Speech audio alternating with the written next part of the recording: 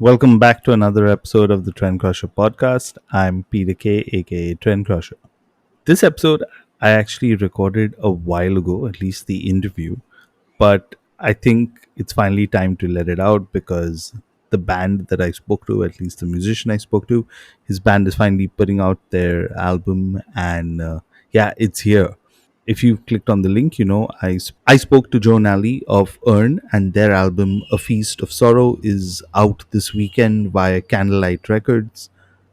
I've been following Urne for a while, and yeah, I feel A Feast of Sorrow is something special. It's an album that I think really connected with me. So I really enjoyed my chat with Joe. Before I jump into that, I'm going to do the plug right now itself. So if you enjoy such chats and episodes, why don't you hit subscribe or follow on the app that you're listening to? And maybe why don't you share an episode or two with a friend of yours? I mean, we definitely want to share the love of music, right? So yeah, go ahead, do that. And now that that plug's out of the way, here's my chat with Joe Nally of Earn. And I'm joined by Joe Nally, all the way in London. And I'm catching you at a very interesting time, also, right, Joe? Yeah, it's very interesting, very just come got home last night from shows with Gajira and some festivals, feeling a bit under the weather. Um, so yeah, but it's a very exciting time. Aside from me being ill, it's actually an exciting time. Yeah, I mean, like what I was kind of going for, but thanks for clarifying that you're ill also a bit, is that you're bang in the middle of your festival tour dates. And we're Yeah, actually talking, in advance, actually much in advance of your album release. So first of all, tell us, yeah. how's the tour been like? What's that been so far? It's I mean it's been quite like scattered because it was we were doing off shows with Gajira. So they were doing all the main festivals and they would have off shows which we would jump on. We had a few of our own festivals and we got one more left, um, pardon me, in on Sunday, Tuskar Festival, which Gajira I think are playing the night before. And so yeah, we were very fortunate. And honestly, all I could think of, wow, like if we could do a 4 to 6 week European tour with Gajira, that would change so much. It's been so beneficial.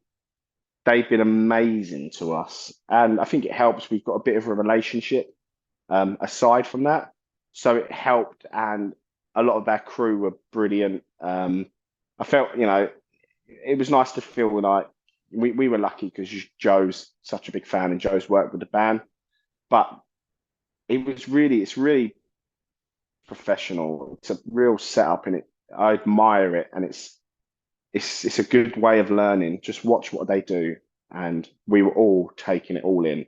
So yeah, it's a privilege. Yeah, I mean, there's a lot I'm sure we can talk about Gujira. And the quick story I'm going to add about them is I watched them 12, actually, I must stand corrected, 13 years ago at a music festival all the way in Czech Republic. So they played the first day of the Brutal Assault Festival there. And Yeah, just like most festivals, right? Like the lineup is stacked, but the first day they were my highlight. And I remember telling my friends back then that, fuck, this is a band that you guys definitely need to keep an eye out for. But there's, like you mentioned, a lot more connection to Gujira, and we'll kind of get to that.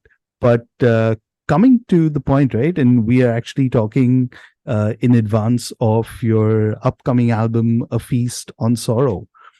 I hmm managed to get an early copy of it, and I've been listening to it. And I mean, I know we're still a couple of months away, and you've got two singles out, but what's the response been like? How do you all feel now that you all finally have this music out there for people to hear?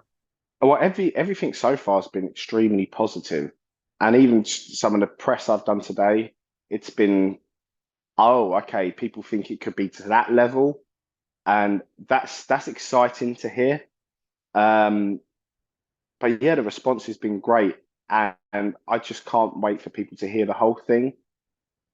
because I really feel confident that when people hear the whole thing, read the lyrics, look at the artwork and everything, I feel like this is a journey, and I feel like a lot of people might be more connected with this than anything I've ever done before.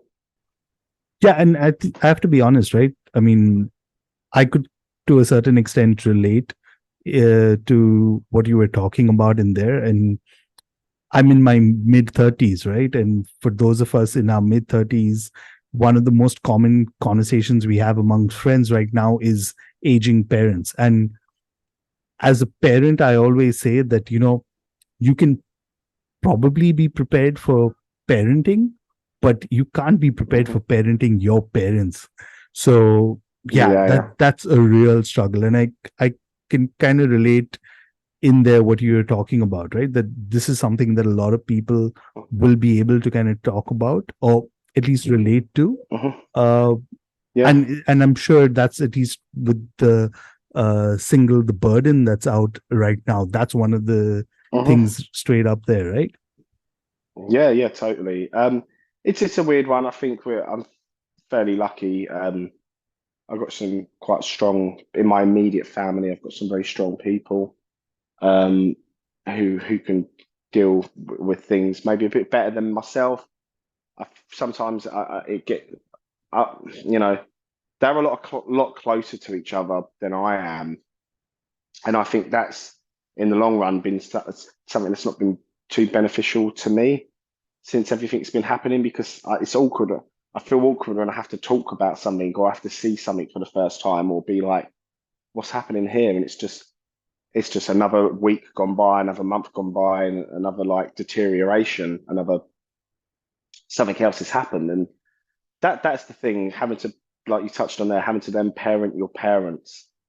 And it's something you never think, like these people you idolize. Hopefully in most cases, because I know some people don't have it, then they're not very lucky, you know.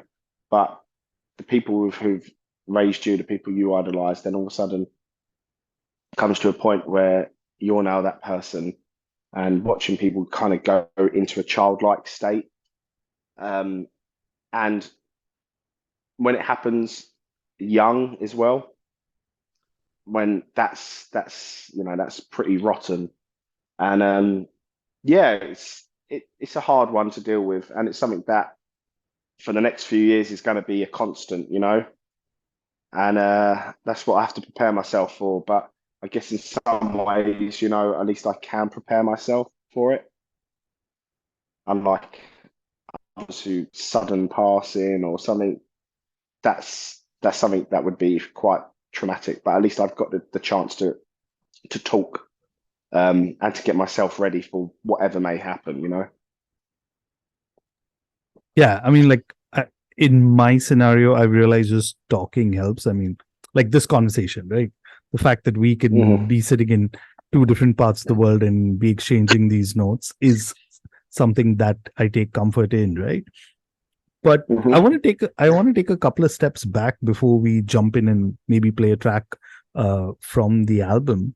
Is when I look at your trajectory, at least, is right as a musician, it's been a steady kind of thing, right? I mean, you and Angus were in Hang the Bastard.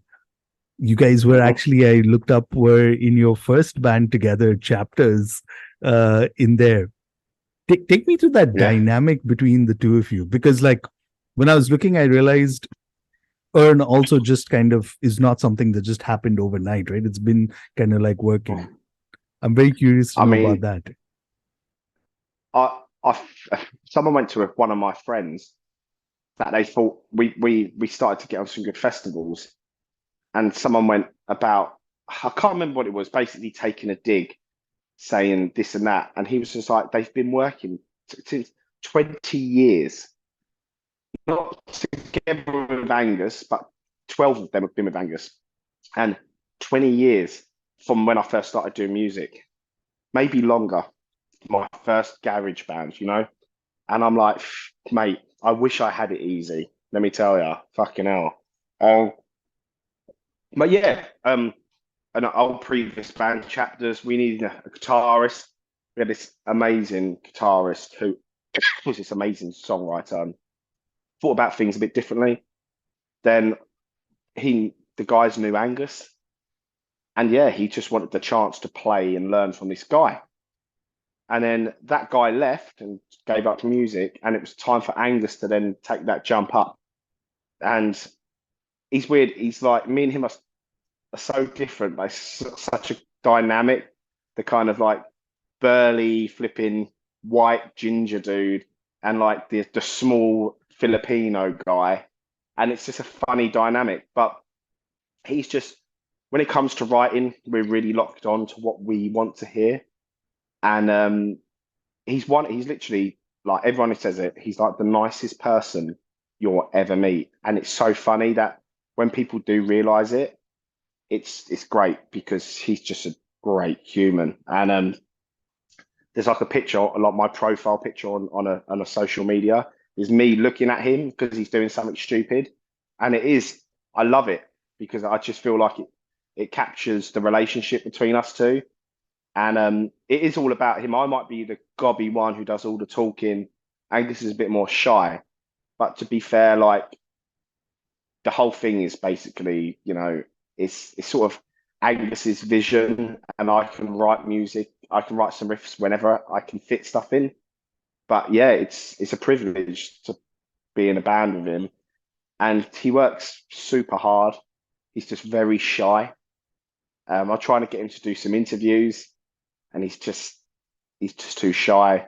He's the best. Like there's tight guitarists, there's bullet tight guitarists, but what he can write, and I'm like, mate, I wish he could get picked up by a company, the guitar company. But he's trying, he's just very, very shy. And I love that. I love that a guy who's that good and that talented, and who's wrote an album like A Feast and Sorrow is just a genuinely lovely human. And it's amazing that I get to be in a band with him. What a privilege. Okay, so at least from the tracks that we can play on the show so far, what was the riff or a certain part that Angus threw at you where you were like, what the fuck, and how do I kind of work on it? Or just kind of like blew my mind, kind of like what you're talking about right now? The opening riff to The Burden we Okay. had for a while. And it was like, where can we fit this? Where will it work well? And it was always the idea to be just a part in the middle of a song. And I think I said, how about that bit is the chorus, but we open up with that chorus riff also being the opener to the album, to the song. And then he had that. And then at home, I wrote the next two riffs. Then we got together and it just went from there.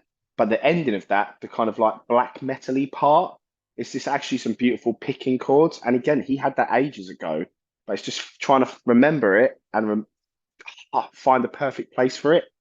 But yeah, I would say the opening riff to The Burden, it's just and it works great as a chorus. It makes it sound really big and crushing. Okay, so let's give our listeners a taste of what exactly you're talking about. So here's The Burden.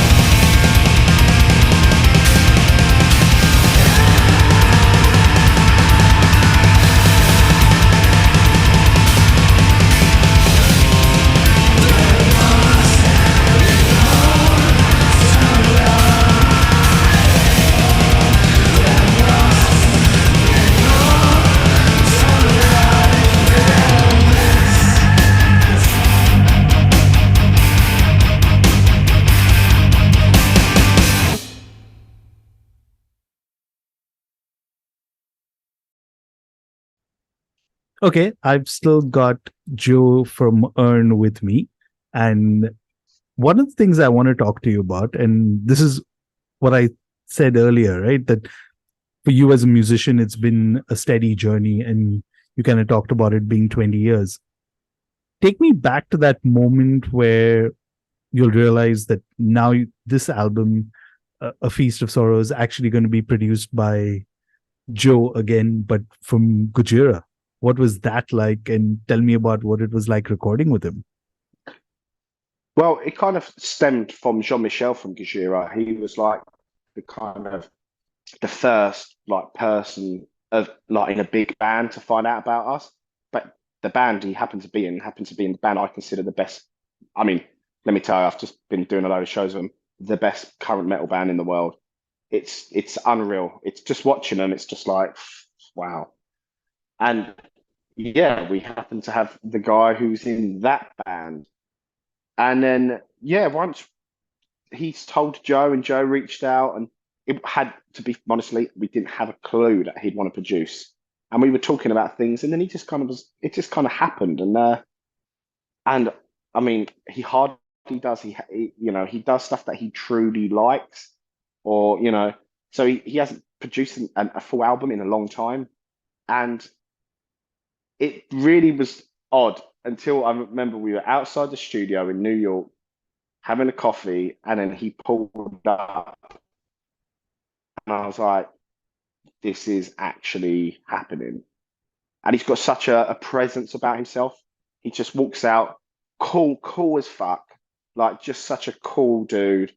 Doesn't try to be. He's a lovely guy, and there's an energy. There's like we were talking about it the last show. He was like, "You're funny to me," and I was just like, "Well, I do try." And he was just like, and I said something, and he was just like an erratic Frenchman or something, and he is. He's just a bit. It's a bit of a craziness to it, and that comes through on their music. And yeah, it was just like, wow, I can't believe we're about to do this. And once we got all the final masters back and everything, it's one of them things like we'd be out doing shows with them the last month, and I'd watch that guy up on stage being so aggressive and like powerful, and I'd be like, how lucky are we that we got to go and do that? This tiny band from the UK got picked to go and do that, and it's a thing that might take a few years, few months, whenever, for it to like really hit home. And I think it will certainly hit home when people start to hear the full record. And I just want to do it again. I want to do it again, and I think we will. Yeah, and I wanted to actually tap into that. I mean, I know festival slots are generally shorter. So, have you been playing any of the music from A Feast of Sorrow as yet live, or is that going to Yeah, happen yeah, once the album's yeah. out? No, we've been playing some. Been playing "Become in the Ocean." We've been playing a song called "To Die Twice," which is track two, just because it would work really well on the shows with Gajira. We've only played it a few times, but it's it's a big, heavy song, and it's just like, yeah, let's put something in there. And it sounds massive on record and live. I think we do it justice live, and yeah, we've just been playing them too. Yeah. Okay. And I have to definitely ask you before I let you go, and I have a few questions left. Is since this again is going to be out closer to the album release date, what's the plan to kind of promote the album? Like, do you have a shows, tour possibly planned out? What can you tell us? Well, we've got some more shows to announce. Coming up next week, we're announcing a few shows outside of England with a very legendary UK Doom band, and that's going to be really cool. It's only a few shows, but it's good that we can just jump on it. I think both shows are sold out. It's nice that we can just jump on it and be main support. It's good, and I think we've got a headliner, but I that that will be chucked my way when it's complete. But I think next year, next summer, we're going to be doing a lot more festivals, and yeah. But I think promotion wise, it's we've got some big festivals coming up. We're taking July's going to be pretty chilled out.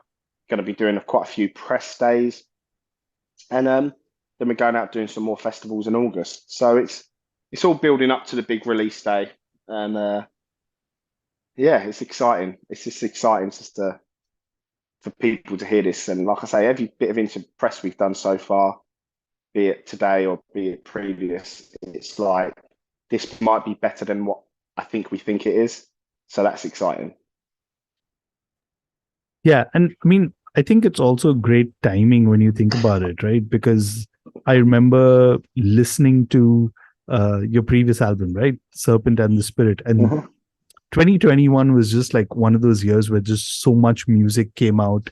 You had not Mhm. just like studio albums, but live albums, stuff that was Mhm. recorded of Yeah. live streams and stuff like that. And I feel like I do remember listening to it and being like, fuck, why didn't I hear this like much earlier? it was one of those Hmm. kind of situations, right? So I think like Yeah. with a feast of on sorrow, it comes out at the right time also. Now here's a Yeah, segment. I think so.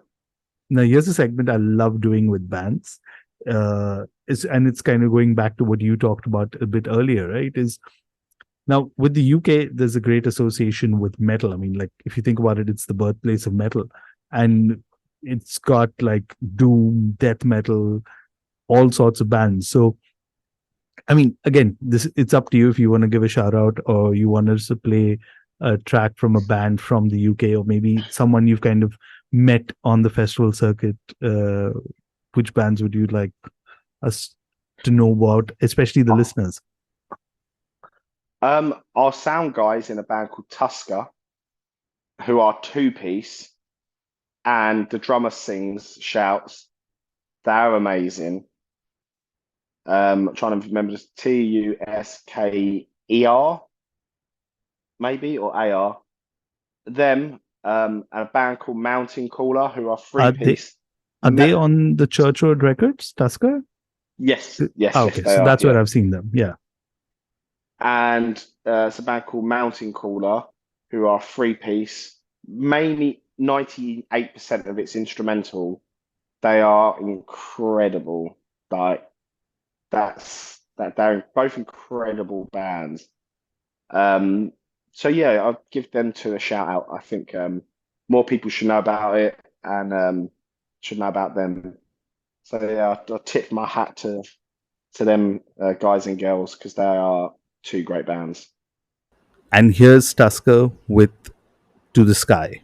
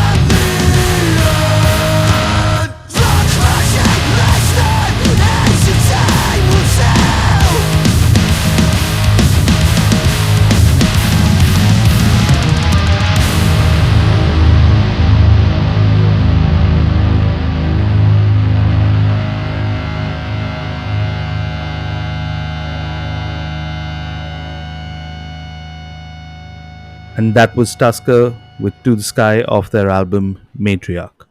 Now back to my chat with Joe.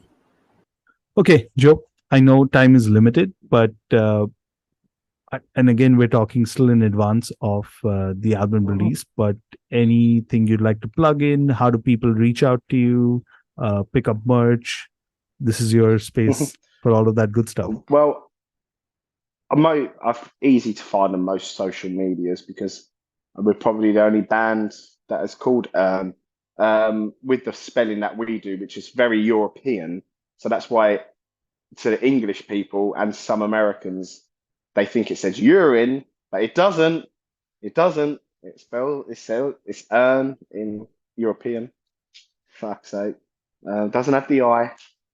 So yeah, look for us there, and then there's a link in our bio, and everything opens, and you can go to our merch shops, Empiricon, the label, YouTube, all streaming services. That it all opens up, and you can find out about us. We even have a website, which I forgot about actually.